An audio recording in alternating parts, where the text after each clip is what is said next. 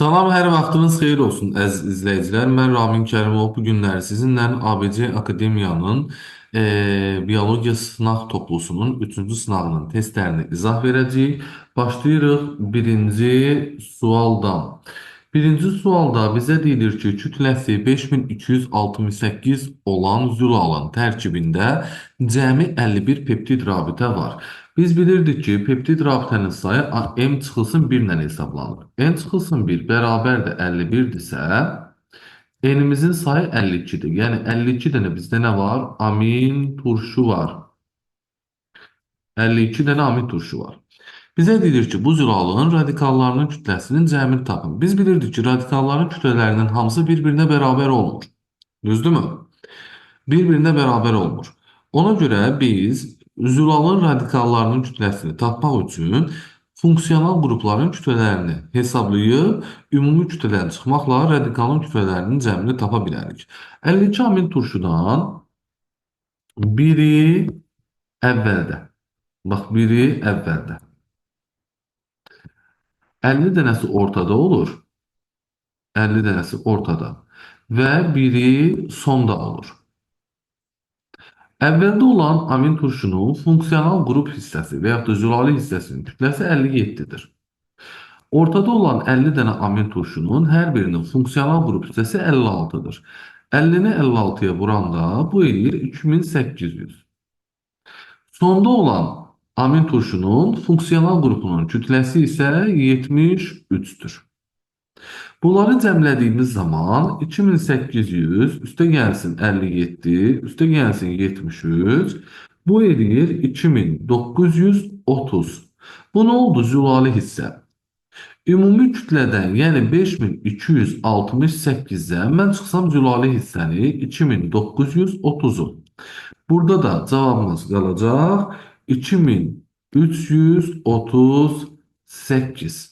Yəni birinci sualın cavabı bizdə olacaq B bəndi. Davam edirik. İkinci sualla. İkinci sualda bizə deyilir ki, həşəratların qarıncıq buğumlarının sayı N, döş buğumlarının sayı isə M-dir. Stigmaların cəmi hansı ifadə ilə müəyyən olunur? Stigma nəfəsgahlar deməkdir. Qarıncıq buğumlarında bir dənə sonuncunu çıxmaqla stigma hər buğumda var. Yəni, mən qarıncıq buğumları üçün N çıxılsın 1 yazaram, stigma olanlar. Və hər buğumda da 2 dənə stigma olduğuna görə 2-ni 2-yə vuraram. Bu eləyər 2N çıxılsın 2. Döş buğumlarından da birinci döş buğumunda olmur. Ona görə M-dən çıxaram 1-i. Yerdə qalan 2 dənə döş buğumu. Və hər döş buğumunda da 2 dənə olduğuna görə bunu da 2-yə vuraram. Olar 2M çıxılsın 2. Bunları cəmlədiyim zaman olacaq 2N çıxılsın 2N üstə gəlsin 2M çıxılsın 4. Bu şəkildə. Bu ikisini cəmlədiyimiz zaman. Və N-lə M-dən 2-ni mötərizə xaricinə çıxarsaq, N üstə gəlsin M çıxılsın 4 şəklində qalmış olur. Yəni bizim cavab versiyamız A bəndi olacaq ikinci sualda. Üçüncü sualda bizə deyilir ki, çox cüyrəli bir canlının əmələ gətirdiyi qametlər aşağıdakı kimidir. 8 növ qamet verib. Deyir bu qametlərdən başqa fərqli bir qamet əmələ gətirməyən canlı haqqında hansı fikirlər doğrudur? Krasinqover baş verməmişdir. Mən qametlərə baxanda baxıram ki, qametlərin dördündə böyük A, böyük B bir yerdədir. Dördündə də kiçik A, kiçik B bir yerdədir. Demək ki, bunlar bir-biri ilə nədir? İlişiklidir.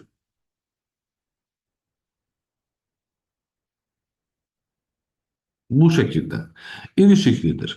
Amma C ilə D-yə baxanda 8 tipdə qamət verib. Böyük C böyükdür, böyük C kiçikdir, kiçik C böyükdür, kiçik C kiçikdir. 8 tipdə yox, 4 tipdə. 4 tipdə qamət veribdir burada. Aha, bu iki halda ola bilər. Ya bu vəziyyətdə ola bilər. Böyük C, kiçik C, böyük D, kiçik D. Ya da bu halda olardı ki, böyük C böyük D, kiçik C kiçik D ilişikli olardı və Krasinqover baş verərdi. Krasinqover baş verər. Amma bizdə deyib ki, Krasinqover baş verməyib. Demək ki, burada nədir? İkinci hal, Krasinqoverin baş verməsini biz götürə bilmərik. Baxanda, bax, genotipimiz budur. Budur. Deyir 2n bərabərdir 4 dənə xromosom var. Amma çubuqları sayanda 1, 2, 3, 4, 5, 6 dənə çubuq var. Deməli 2n 6-ya bərabərdir, 4-ə yox. Birinci fikir səhvdir. A və B genləri ilişiklidir, doğrudur. Bütün genlər fərqli xromosomlarda yerləşir, xeyir. A ilə B ilişiklidir. C və D genləri ilişiklidir, xeyir. Bunu da deyə bilmərik. Cavabımız yalnız 2, Y bəndi olacaq bizim üçüncü sualda. Dördüncü suala gəlirik. Dördüncü sualda bizə deyilir ki, aşağıdakı cədvəldə 4 canlının aid olduğu sistematik taksonlar verilmişdir. Buna görə aşağıdakı canlıların hansılarının zülal müxtəlifliyi daha azdır? Zülal müxtəlifliyi daha az olur növlərdə. Yəni sistematik kateqoriyalar kiçildikcə zülalın müxtəlifliyi azalır, eyniliyi artır. Aləmdən növə doğru. Bak bu şekilde desek ki, bak alem versin, növ versin. Buna doğru geldikçe muhteliflik azalır. Ama oxşarlıq, yəni zülalın oxşarlığı artır. Yəni zülal oxşarlığı ən çox növdədir. Bizə deyir ki, bizə deyir ki, aşağıdakı canlıların hansının zülal müxtəlifliyi daha azdır? Aləmdən növə doğru gedəcəyik. Bax, 1-də də, 2-də də, 3-də də, 4-də də nədir? Aləm eynidir. Gəlirik tipə doğru. Tipdə birincidə, üçüncüdə və dördüncüdə nə olur? Tiplər eynidir. Gəldik. Birincidə, üçüncüdə, dördüncüdə nədir? Siniflər eynidir. Eyni hərflə işarə olunur. Dəstəyə gələndə dəstələr 1 ilə 4-də eynidir. Qalanlar fərqlidir. Yenə də zülal müxtəlifliyi demək ki, bir-birinə nisbətən yaxın olan canlılar 1 ilə 4-dür. Demək ki, 1 ilə 4-də zülal müxtəlifliyi daha az olacaq. Yəni cavabımız C bəndi olmalıdır bizim sualda. Beşinci suala gəlirik. Beşinci sualda deyir ki, hansı bitki veya bitkilərin endosperm hüceyrəsində bir ədəd Y cinsi xromosomuna rast gəlinir? Bu o deməkdir ki, dişi homogamet olsun. Yəni dişi homogamet olsun. Erkək heterogamet olsun ki, bunun mərkəzi hüceyrəsi XX olsun. Spermisi də olarsa belə Y olsun və endosperm olsun XXY. Bu hansı canlıda ola bilər, hansı bitkidə ola bilər? Təbii ki, çiyələk bitkisində ola bilər. Yəni 5-ci sualın. Yox, çiyələkdə ola bilməz. Mənə baxın, beynim qarışdı. Çiyələkdə ola bilməz. Bu kənafda olacaq, elodeyada olacaq, maya sarmaşığı olacaq. Çiyələk quşlardakı kimi idi. Dişi heterogamet idi çiyələk. Ona görə də cavabımız 5-ci sualda A bəndidir. A bəndidir. 6-cı sualda deyir ki, tetraploid bitkinin dişiciyi demək, dişi bitki 4N'dir. Diploid bitkinin tozcuğu ilə tozlanır. 2N'imizdə erkək bitkidir. Bu bitkidə iki qat maylamadan sonra əmələ gələn hissələrdən hansının xromosom dəsti doğru göstərilmişdir? Endosperm 5N deyib. Gəlin baxın, endosperm almaq üçün mərkəzi hüceyrəmiz olacaq 4N, dişidə olduğu kimi. Üstə gəlsin, N də olacaq spermin.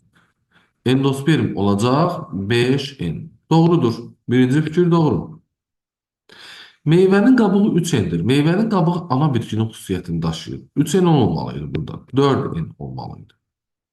Toxumun qabığı 4N'dir. Bəli, ana bitkidə olduğu üçün maylanmadan yaranmır.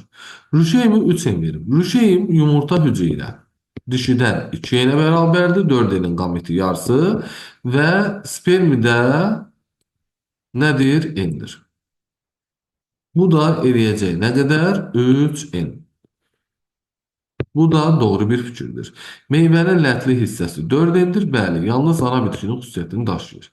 Cavabımız 6-cı sualda bizim olacaq. A bəndi. 7-ci sualda. Tədqiqatçı ağacın oduncağında diametri 10 sm olan A, diametri 8 sm olan B və diametri 14 sm olan C illik halqalarını müəyyən etdi. Bununla bağlı fikirlərdən hansı doğrudur? Deməli, ən diametri kiçik olan B-dir. Bu ən içəridədir. B-nin üzərində diametri 10 sm olan A-dır. Və A-nın da üzərində diametri 14 sm olan C-dir. Bu orta hissə özəkdir. Kənarda da kambi yerləşəcəkdir. Kambi onun da üzərində qalır. İndi deyir ki, ən cavan illik halqa C halqasıdır. Bəli, ən üstdəki halqa ən son yaranan halqadır. Ona görə ən cavan halqa budur. Elə 7-ci sualda A bəndimiz doğru cavab olmuş olacaq. A halqası B halqasından əvvəl yox, sonra yaranmışdır. C halqası A halqasından əvvəl yox, sonra yaranmışdır. A halqası özəyə daha yaxındır, yox, B halqası özəyə daha yaxındır. B halqası kambiyə daha yaxındır, yox, C halqası kambiyə daha yaxındır olmalıydı. Bu şəkildə. Yəni 7-ci sualda cavab elə A bəndi olacaq. 8-ci sualda insanın gövdə skeleti deyir, doğru ifadəni seçin. Yastı sümüklə birləşmə əmələ gətirir. Bəli, ensə sümüyü, çanaq sümüyü, düzdür, nədir? Yastı sümükdür. Birləşmə əmələ gətirir. Oynağın əmələ gəlməsində iştirak edir. Bəli, boynun birinci fəqrəsi gövdə fəqrələrinə aiddir, gövdə skeletinə aiddir və ensə ilə oynaq əmələ gətirir. Doğru fikirdir. Quruluşca 3 növ sümükdən təşkil olunub. Xeyr, quruluşca yastı və qarışıq sümüklərdən təşkil olunub. Qabırğalar və döş sümüyü yastıdır, fəqrələr qarışıqdır. Hərəkətsiz birləşmə əmələ gətirə bilər? Bəli. Omanın, büzdümün fəqrələri hərəkətsiz birləşmə yaradır. Qarışıq sümüklə birləşmə əmələ gətirə bilər? Bəli, körpücük sümüyü ilə birləşmə əmələ gətirir ki, bu da qarışıq sümükdür. Yəni 8-ci sualda cavabımız A bəndi. 9-cu suala gəlirik. Qaraciyər sorusunun hansı orqanoidi kirpilik sürfə mərhələsində aktiv olduğu halda, yəni oksigenini tənəffüs edir kirpikli sürfə, mitoxondrisi var. Yetkin fərd mərhələsində fəal olmur. Yenə yetkin fərd oksigensiz mühitdə yaşayır. Buna görə mitoxondri burada fəal olmur. Yəni 9-cu sualın cavabı Y bəndi. 10-cu sualda daxili bulaqda sümüklü labirintin daxilində maye hansı terminlə ifadə olunur? Bu sualı bura öyrədici məqsəd ilə salıblar, amma imtahana düşmə ehtimalı yoxdur, çünki kitabda yoxdur. Ümumiyyətlə, daxili qulaq sümük labirintin içərisində yerləşir. Onun içərisində zarlı və ya pərdəli labirint yerləşir. Sümük labirintin içərisində, yəni sümük labirintlə zarlı labirintin arasında endolimfa mayesi olur. Endolimfa mayesi olurdu. Bir dəqiqə, endolimfa yox, perilimfa mayesi olurdu. Perilimfa mayesindən içəridə zarlı labirintdir. Zarlı labirintin özünün içərisində də endolimfadır. Yəni daxili qulaqda impulslar maye mühitdə ötürülür. Yəni bizim cavabımız burada B bəndi olmuş olacaq. 11-ci sualda şəklə əsasən X, Y, Z və K hansı ayaq tiplərinə aiddir?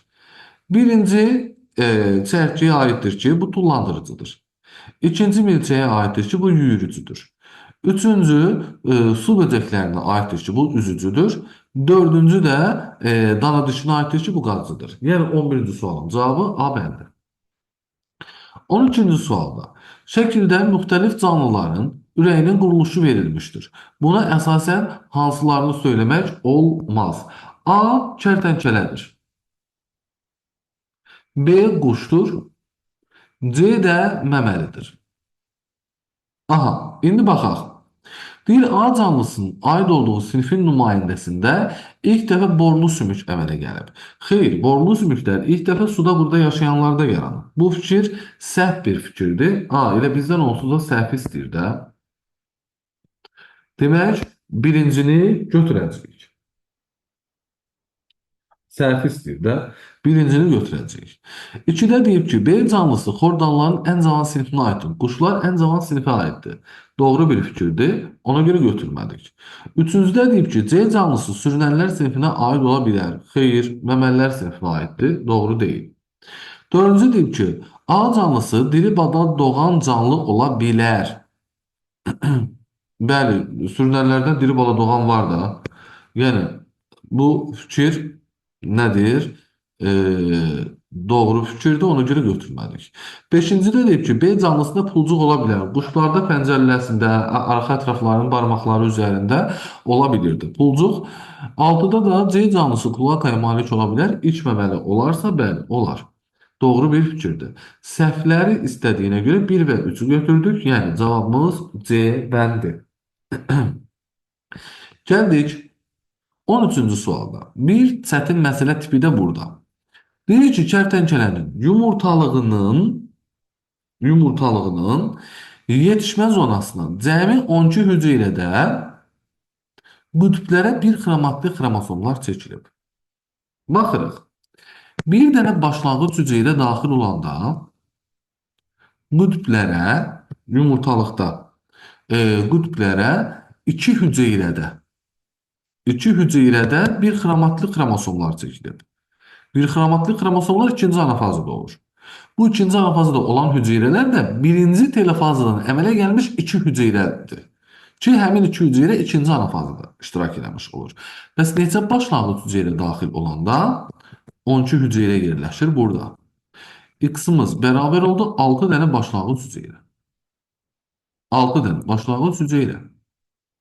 Deyir ki, sonda əmələ gələn X cinsi xromosomun qametlərlə Y cinsi xromosomun qametlərin sayı bir-birinə bərabərdir.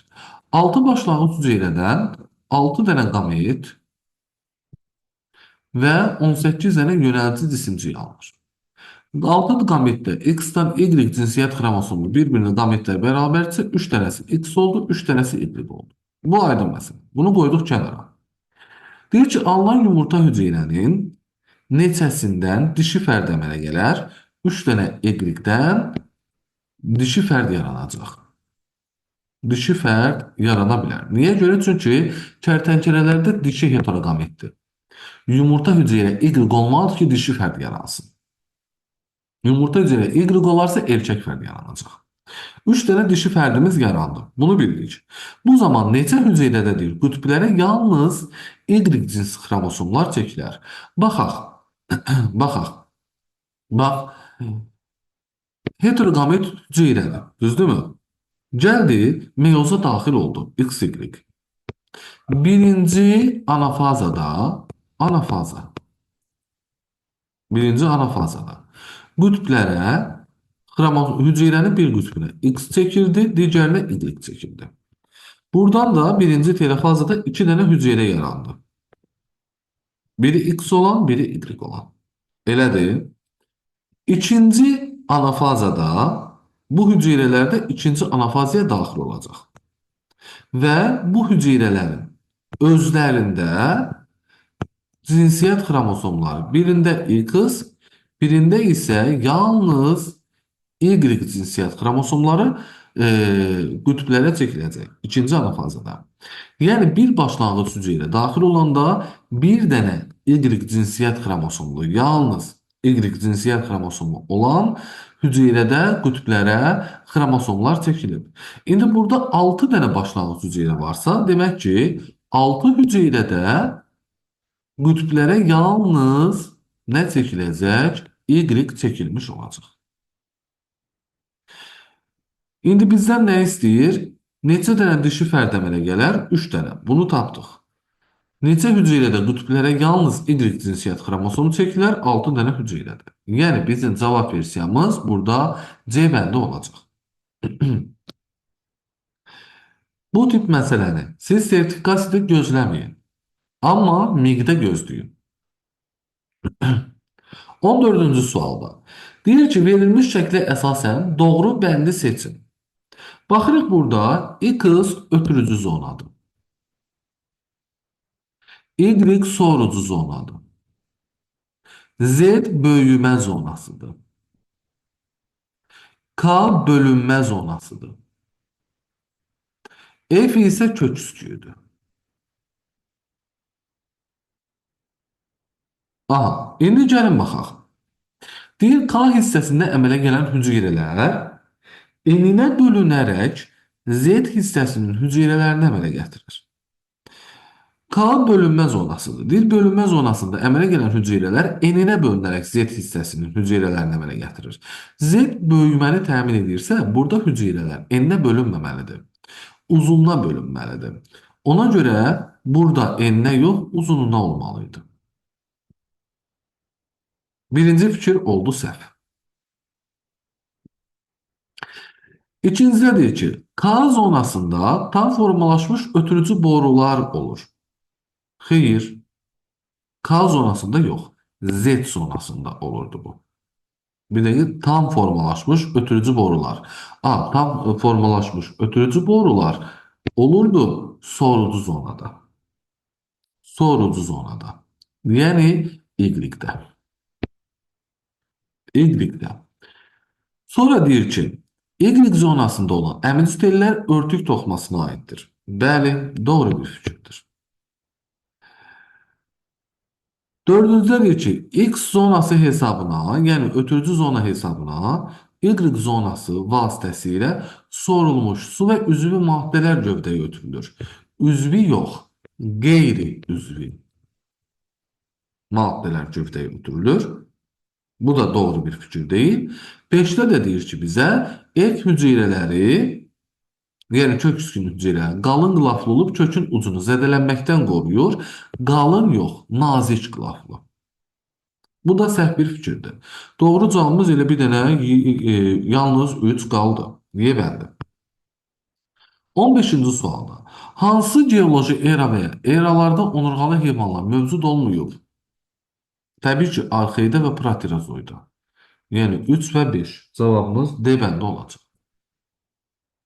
16-cı suala gəldik. Deyir ki, şəkildə xana balığının skeletinə aid hissələr verilmişdir. Verilənlərə əsasən A plus B plus C ifadəsinin qiymətini tapın. İfadəsinin qiymətini tapın. Baxırıq. Baxırıq. Bax, deyir ki, ümumi sümüklərin sayı. Quyruq hissədə nə var idi? 1 sümük. Gövdə hissədə 3 sümük var idi. 1 fəqərə cismi, 2 qabırğa. A'nın qiyməti oldu 4. Ümumi qövslərin sayı. Gövdədə 2 qövs olurdu. Quyruqda isə 4 dənə qövs olur. Ümumi qövslərin sayı 6. Qabırğaların sayı da doxada 2 dənədir. C-mizin qiyməti olduğu için topladığımız zaman cevabımız A bəndi 12 edir. 17-ci sualda. Qoyunlarda tükün qıvrım forması hamar forması üzərində natamam dominantlıq edir. Heterozigot vəziyyətdə dalğalı tükə malik qoyunlar əmələ gəlir. Bu qoyun populyasiyasında 800 fərdən 128'i hamar tüklü olarsa, hamar resesivdir. Yəni kiçik A bərabərdir 128 bölünsün 800. Bu da eləyir 0,16. Kiçik A genimiz bərabər oldu 0,4'ə. Böyük A plus kiçik A bərabərdir 1 düsturundan. Böyük A-nı tapanda 1'dən çıxacağım kiçik A-nı, yəni 1'dən çıxacağım 0,4'ü. Bu da eləyəcək 0,6.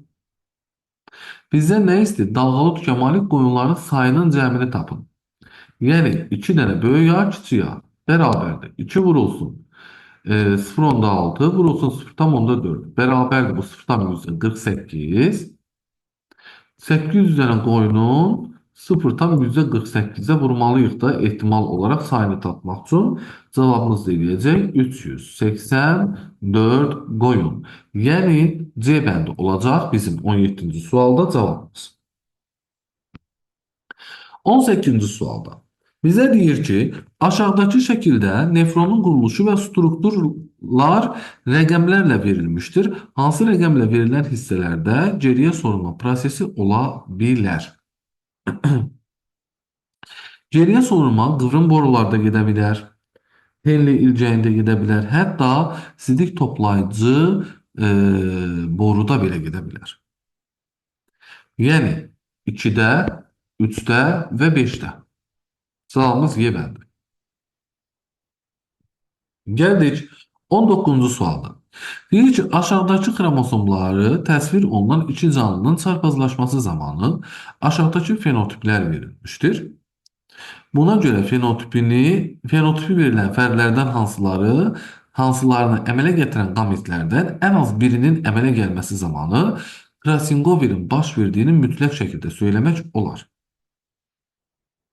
Mütləq şəkildə söyləmək olar. Bax, müəllimlər, demək, birincini söyləmək olmaz. Çünki böyük A, böyük B, böyük C, böyük D-nin əmələ gəlməsi üçün böyük A, böyük B-ni buradan götürüb, böyük C, böyük D-ni də buradan götürüb. Bu Krasingoveri baş verməsə də əmələ gələrdən, yəni ilişiklilikdən. Düzdür? Ona görə birincini qoyduq bir kənara. Bunu silək. Böyük A, kiçik B, kiçik C, kiçik D. Kiçik C, kiçik D-nin əmələ gəlməsi, bax buradan kiçik C, kiçik D, buradan kiçik C, kiçik D-ni götürməklə yaranır.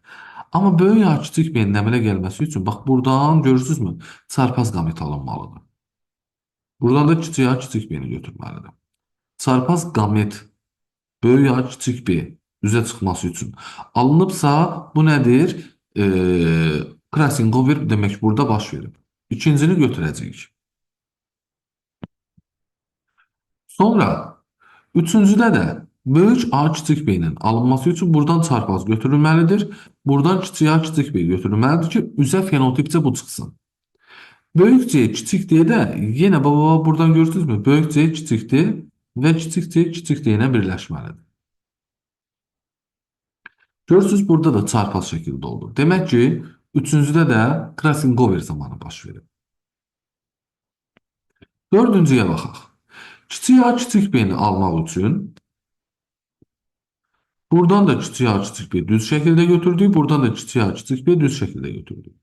Kiçik C, kiçik D-ni almaq üçün buradan da düz şəkildə bir xromosomu, buradan da düz şəkildə bir xromosomu götürdük.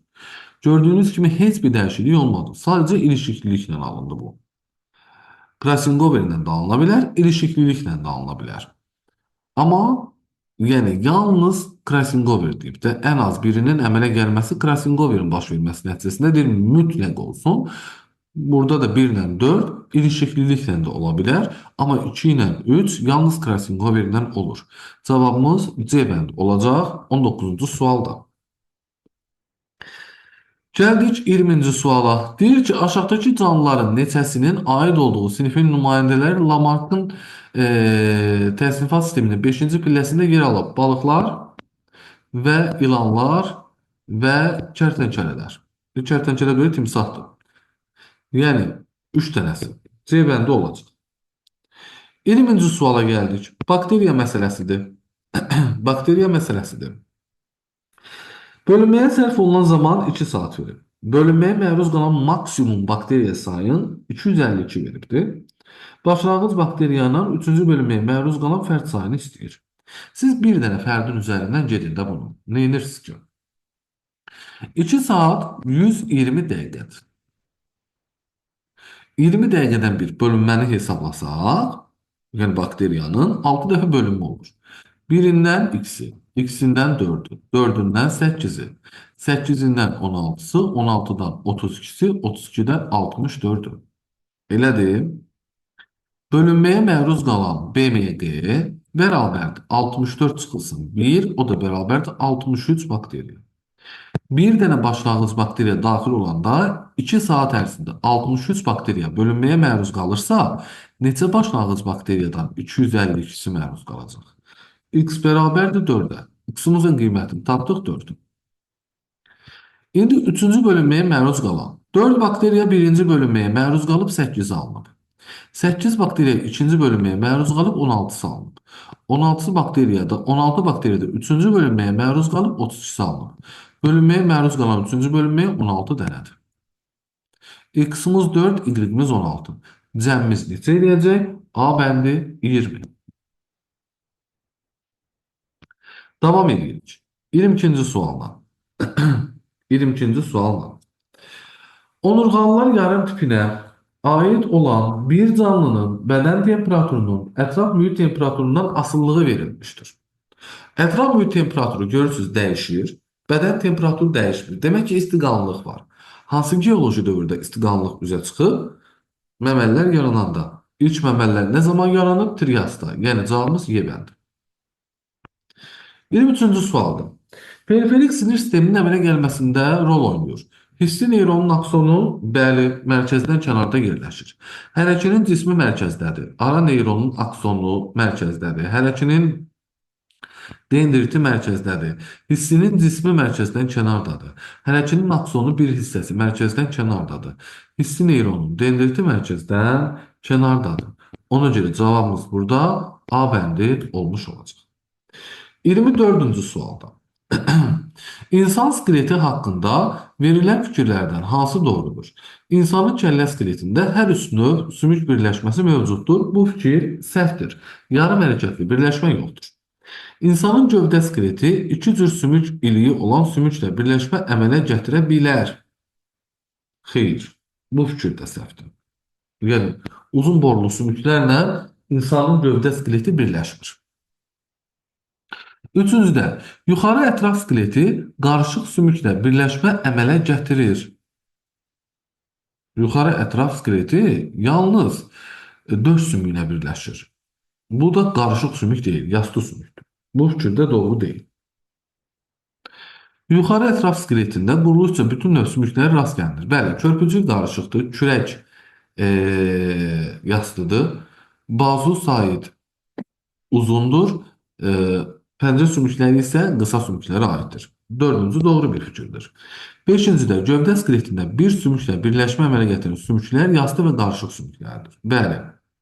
Sonuncu cüt qabırğalar, yəni sərbəst qabırğalar, yastı sümüklərdə bir sümüklə birləşir. Sonuncu büzdün fəqərəsi bir sümüklə birləşir və qarışıq sümükdür. Bu da doğru bir fikirdir. Yəni cavabımız C bəndi olacaq 24-cü sualda. 25-ə gəlirik. Buğda toxumu düzələrkən endospermdə olan ehtiyat qida maddəsi rüşeymə nə vasitəsilə daxil olur?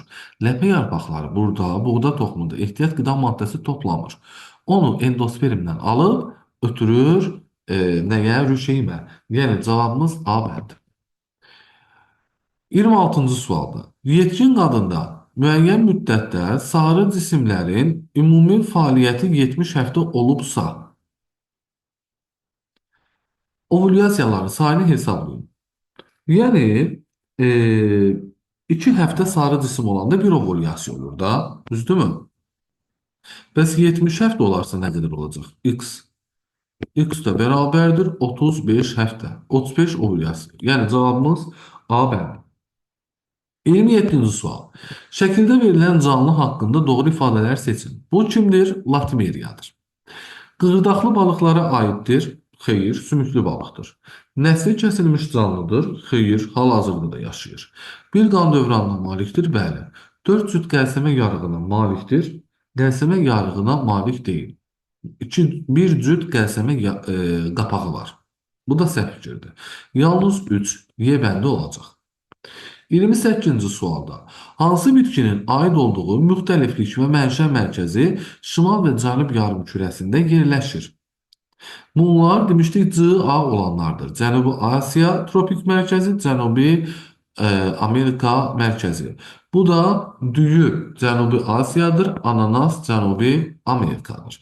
Yəni B bəndi olacaq bizim cavabımız. 29-cu sualda. Geoxoloji cədvələ əsasən hansı daha əvvəl meydana çıxmışdır? Eniyarpaqlı bitkilər daş kömürdür. Milçök sistemi Devondur. Baş beyin qabığı daş kömürdür. Rüşeyn mərhələsində. Onurğanın yaranması ordovikdir. Əlavə vegan köklərin yaranması da silurda olurdu, planlarda. Yəni bizim cavabımız burada nə olmalıdır? D bəndi. Davam edin. 30-cu sualda sərt fikri göstərin. Atomların birinci növ miqrasiyasında iştirak edən canlı xemosintez edici ola bilər. Bəli, bakteriya ola bilər.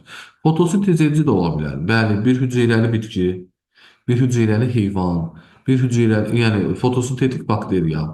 Xloroplasta malik ola bilər? Xeyr. Mikroorqanizmlərdə xloroplast olmaz. Uzaqbaşı xromatofor ola bilər. Amma xloroplast olmaz.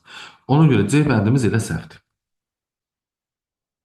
Parazit ola bilər, bəli, parazit bakteriya falan ola bilər, parazit bir hüceyrəli ola bilər. Göbələk ola bilər, bəli, maya göbələyi, mukor göbələyi falan filan. Bu şəkildə qeyd elədik. 31-ci sualda. İnsanın gövdə əzələlərinə aiddir. Arxanın atıcı əzələsi gövdə əzələsidir. Dörd başlı əzələ, üç başlı əzələ ətraf əzələləridir. Böyük döş əzələsi gövdəyə aiddir. Qarın əzələsi gövdəyə aiddir. Yəni cavabımız burada olacaq 1, 3, 4. Y bəndi. 32-ci sualda hansı xəstənin əmələ gəlməsində yalnız virus və bakteriyalar iştirak edir? Cavabımız faringit idi. Faringit həm viruslar törədir, ona görə antroponoz xəstəlik, həmçinin də bakterioz xəstəlik adlandırılmış olurdu. 33-cü sualda deyir verilmiş qida zəncirində yer alan canlılar haqqında hansı fikir doğru yer alan canlılar haqqında doğru fikri seçin. İşıq görürsüz elin üzərinə düşür. El canlısı redusent ola bilməz. Produsent olmalıdır. A səhvdir. M canlısı ikinci dərəcəli konsument ola bilər. Bəli. A. M canlısı bəli, doğrudur. İkinci dərəcəli konsument ola bilər. N bitki ilə qidalanan birinci konsumentdir. M də N ilə qidalanan ikinci konsumentdir. Bu fikir doğrudur. N canlısı dovşan ola bilməz. Ola bilər axı.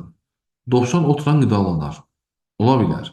Q canlısı bir hüceyrəli canlı ola bilməz. Niyə olmur ki? Olar. Q canlısı bir hüceyrəli canlı ola bilər. Niyə olmasın ki? M canlısı istehsalçıdır. Xeyr, istehlakçıdır. Ona görə cavabımız B bəndi. 34-cü sualda ağac dərinə bənzər bir bitdən ağac bir bitənlərinin bir növüdür. Düzdür? Cavabımız C bəndidir. Yer bir bitənlərinə aid deyil, silvilərə aid deyil. Parçalayıcı dimdiyi yoxdur. Oval dimdiyi var. Toxumlar sındıraraq qidalanır. Xeyr. Ağac qabıqlarını eşir oradan qəşəngcə oval dimdiyi vasitəsilə və dimdiyində tutduğu kaktus iynəsi ilə nə edir? Həşəratları çıxarır, ondan qidalanır. Sonra 35-ci sualda bitkilərin quraqlığa uyğunlaşması əlamətlərindən deyil. Yarpağın tikana çevrilməsi buna aiddir. Gövdədə su toplama buna aiddir. Köklərin dərinə getməsi buna aiddir. Hüceyrə şirəsində şəkərin su çox toplanması quraqlığa aid deyil, soyuğa qarşı uyğunlaşmadır. Yarpaqların üzərində mum təbəqəsi ilə örtülmə də quraqlığa aiddir. Yəni cavabımız D bəndi. 36-cı sualda dərinin epidermis qatında ola bilər. Epidermis canlı hüceyrə alt epidermisdə var. Ölü hüceyrə üst epidermisdə var. Qan damarları yoxdur. Tər vəzlərinin axacaqları ola bilər. Pi vəzləri ola bilməz. Dermada olurdu bu. Qan damarları da dermada olurdu. 1, 2, 4 olacaq. Yəni cavabımız nədir? A bəndə olacaq. 37-ci sualda bizə verib yuxu sikllərinin sayı x, yuxu fazalarının sayı 8-dir. Demək ki, hər yuxu sikli 2 fazadan ibarət olduğuna görə 8-i 2-yə böldük, elədi 4. Yuxuya sərf olunan minimum zaman. Minimum zaman deyirsə, 4 dənə ləng yuxu var. Davam etmə müddəti 4 saat. ümumilikdə. Minimum dediyinə görə 1 saatdan hesabladıq. 4 dənə də tez yuxu var. Bu da 10 dəqiqə, 10 dəqiqə, 10 dəqiqə, 20 dəqiqə. Sonuncu tez yuxu fazası 20 dəqiqə. Minimum olurdu. Bu da elədi nə qədər? 50 dəqiqə. Cavabımız x-imiz 4, y-imiz 4 saat 50 dəqiqə.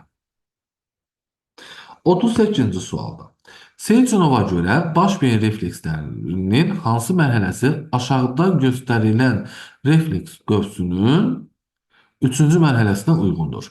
Seyçinova görə baş beyin reflekslərinin üçüncü mərhələsi orqanizmin fəaliyyəti, davranışı idi. Bunu da fəaliyyəti yerinə yetirir işçi orqan. İşçi orqan. İşçi orqan da hansıdır burada? Beşinci. Beşinci.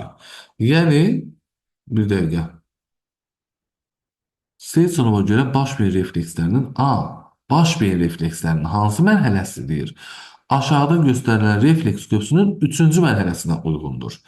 Seyçinovun refleks qövsünün üçüncü mərhələsi mərkəzdir. Seyçinova görə baş beyin reflekslərinin ikinci hissəsi mərkəzdə baş verən oyanma və tormozlanma prosesidir. Yəni, C bəndi olacaq 38-ci sualın cavabı. 39-cu sualda. Müasir bitkilərdə aşağıdakı dəyişikliklərdən hansı quraqlıq şəraitində yaşamanı təmin etməz? Gövdə və yarpaqların küçüklərlə örtülməsi təmin edər. Ağılçıqların dərinə keçməsi təbii ki, demək, təmin edəcək də buxarlanmanı azaldacaq. Yarpaq sahəsinin genişlənməsi buxarlanmanı artırar. Cavabımız C bəndi olacaq. Yarpaqların tikana çevrilməsi buxarlanmanı azaldır. Gövdədə su toplanması buxarlanmanı azaldır. Cavabımız nə olacaq? C bəndi olmuş olacaq. 40-cı suala gəldiyimiz zaman A hüceyrəsi verib, B hüceyrəsi veribdir. Bir doğru mülahizəni cədvələ əsasən tapın. A hüceyrəsində nüvə yoxdur, deməli prokaryotdur. Xlorofili var, hücreli divarı var. Demək ki, fotosintez edən prokaryotdur. B bəndində eukaryot deyib götürmədik. D bəndində bitki hüceyrəsi deyib götürmədik. Y bəndində də A və B hüceyrələri ayrı-ayrı aləmə aid ola bilməz deyib. Niyə aid ola bilmir ki? Birində nüvə yoxdur, digərində var. Biri prokaryotdur, biri eukaryotdur. Ona görə doğru götürmədik bunu da. Gəldik. B-də nüvə var, xlorofil yoxdur, hüceyrə divarı var. Demək ki, bu nədir? Göbələk hüceyrəsidir bu. Göbələk hüceyrəsidir. Çox hüceyrəli heyvan hüceyrəsi ola bilər. B səhvdir. Simbiyoz yaşayan bir canlı hüceyrəsi ola bilər. Bəli. Ola bilər də. Göbələklərdən simbiyoz əmələ gətirənlər var. Məsəl üçün deyək ki, mikoriza yaradan göbələklər. Yəni cavabımız C bəndi olmuş olacaq. Belə, əzizlərim, bu dəfəki test izahımızdan bu qədər. Sağ olun, hələlik.